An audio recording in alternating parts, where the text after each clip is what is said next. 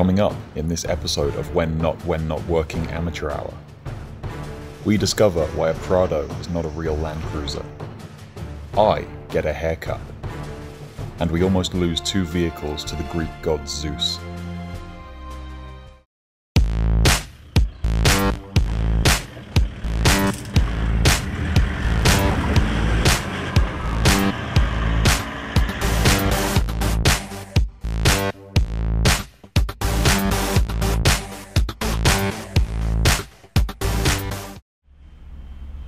Welcome back.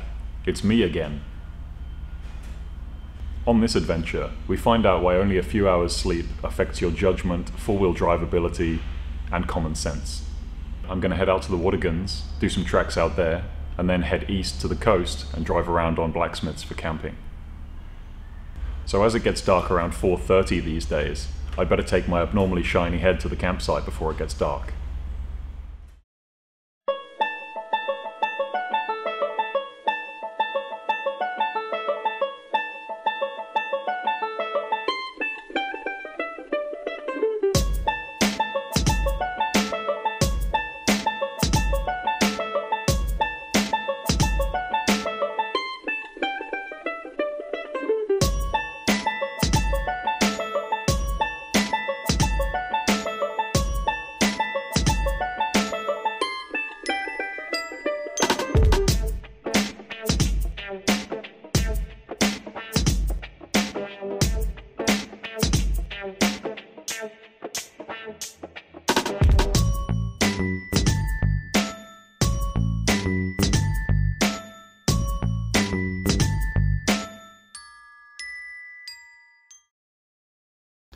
So after very little sleep, we decided to give Greensbrake Road a go.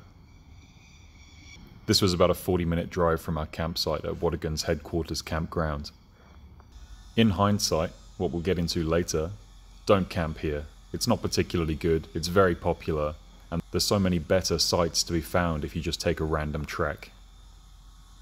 So we arrived at Greensbrake Road, aired down, and then made our way in.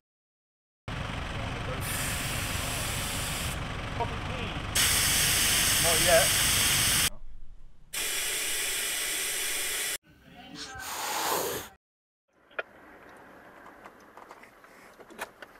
I think the track gets pretty hard, so maybe not.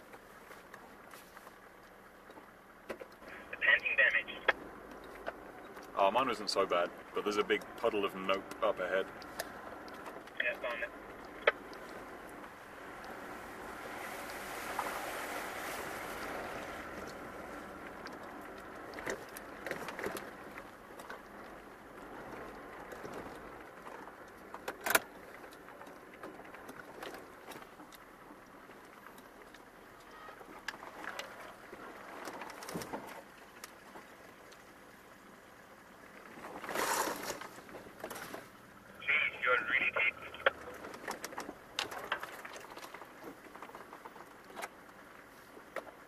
It's alright, I think it looks scarier than it is.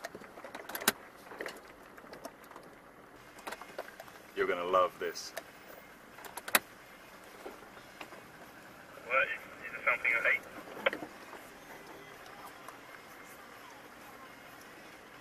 Oh, fuck!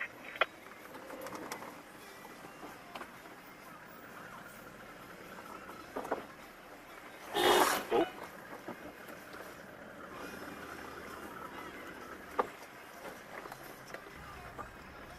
It was at this point we pretty much realised we weren't going to get a stock standard PRADO through this track without damage.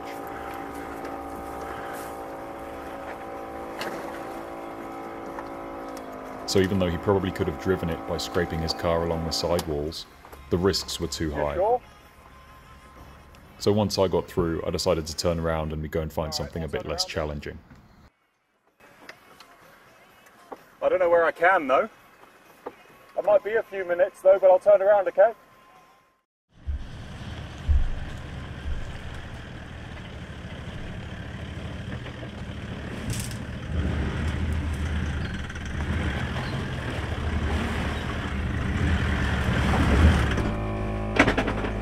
It looked a lot smoother in the intro video, didn't it?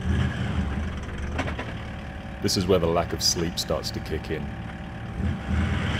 I stalled because I thought I was in low range, but I was actually in high range.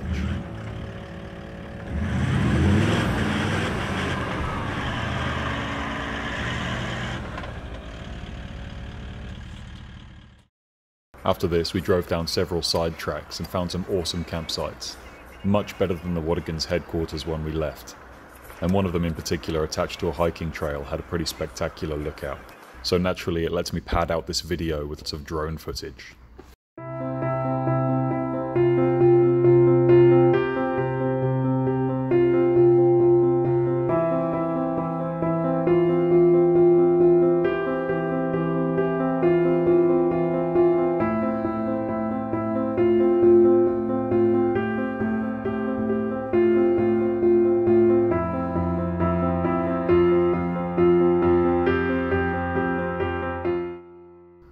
Those of you who have ever flown or owned a drone before are about to share that horrible feeling of thinking you're going to lose your drone.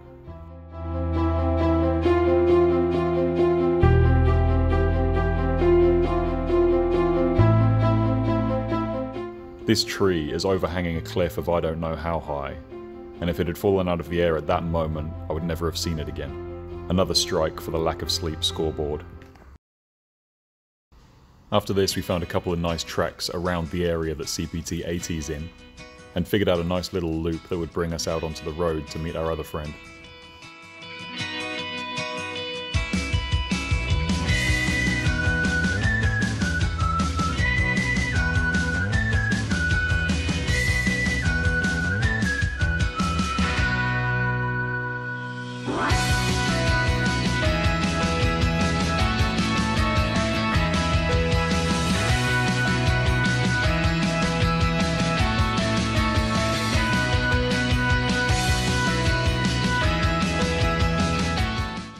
We did still face a few issues with the PRADO being completely stock.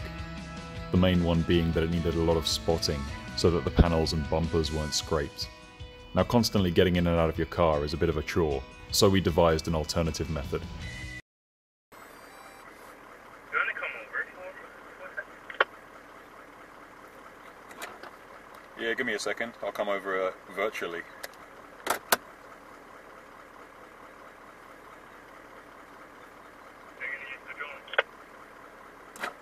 Yeah.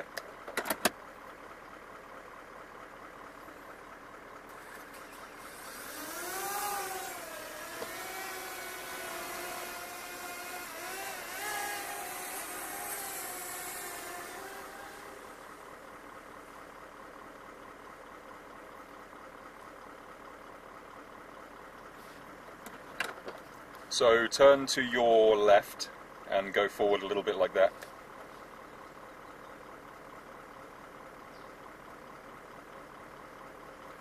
Keep following that line, your front will come up.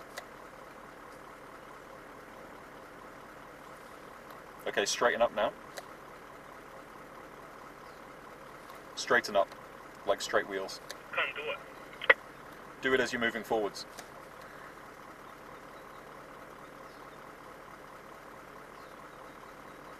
That's it, now turn straight. My wheel is really locked.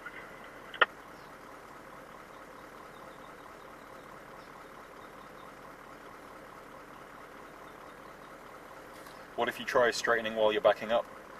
Yeah, that's it, that's it. Okay, so turn hard right.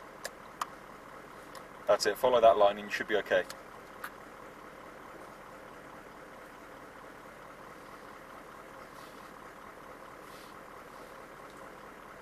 How's that doing?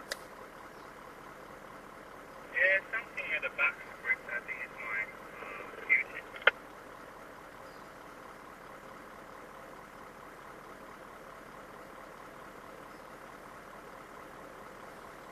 Yeah, you're good from there, I think. Naturally, with the majority of my trips, as soon as the camera comes out, a group of bikes appears.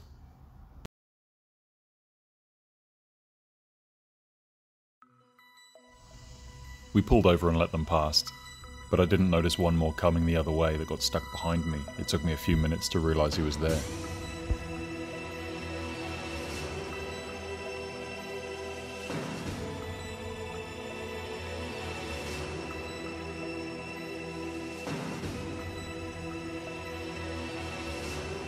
When I pulled over, I realised the PRADO needed spotting, so I sent the drone back up to have a look.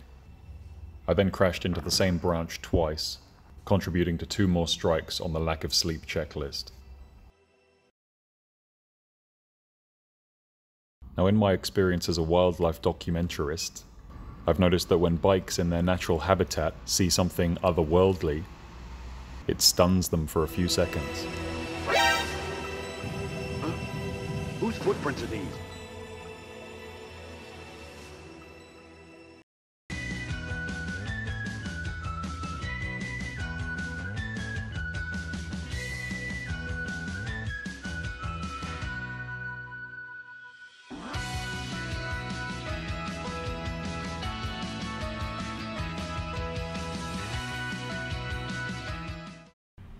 Yes, it's me again.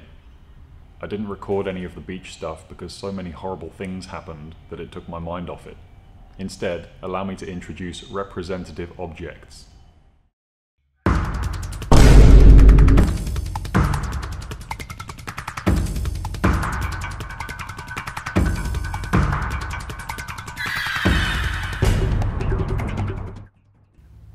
Naturally, the 76 came first. And upon reaching the sand, it became apparent that the tiredness had got the better of me. I'd forgotten to lock my hubs and got bogged immediately. The PRADO swung by and started spinning around, then waited and watched, closely followed by the Amarok. Now, from all of our experiences before, the sand closer to the sea is more compacted and you sink down less into it. And the Amarok, being on 29s that were essentially racing slicks, tried this and immediately got bogged below the tide line. Now, I approached the tide line to hopefully pull him out and realized this was probably not the best idea. So I stopped and got bogged again trying to reverse out.